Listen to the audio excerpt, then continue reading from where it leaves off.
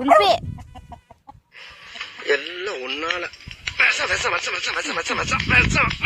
வலிக்கலையே. வீட்லேயே காவல் காக்கா விட்டு வந்தால் சோஃபாவில் படுத்து தூங்க வேண்டியது, இங்கே வந்து காக்க வேண்டிய கோழியை பிடிச்சி திங்க வேண்டியது. கோழியும் அவ்வளோ ஒரே ஆயிட்டு. நாயை வளர்க்க சொன்னால் பேயை வளர்த்து வச்சுக்கிறாங்க. பிசாஸ் பிசாஸ். சார், சின்னங்குண்ட சிங்கத்தை சிறையில் அடைச்சிங்கன்னா அது செல்லையே செதைச்சிரும். பரவாயில்லையா? பீம் பேக்கில் தெர்மோக்கால் வாங்கி வாங்கி ரொப்பணுமே அப்பப்போன்னு சொல்லி மில்லுக்கு போய் நெல் வாங்கிட்டு வந்து அந்த மூட்டையில் கஷ்டப்பட்டு அன்றைக்கி ரொம்ப நேரமாக ரொப்பணும். அதுக்கப்புறமா உட்காந்து பார்த்தா ஒரு கன்றாவியான ஃபீல். அப்புறமா திரும்ப கோழிக்குட்டிலே கொட்டிட்டோம்.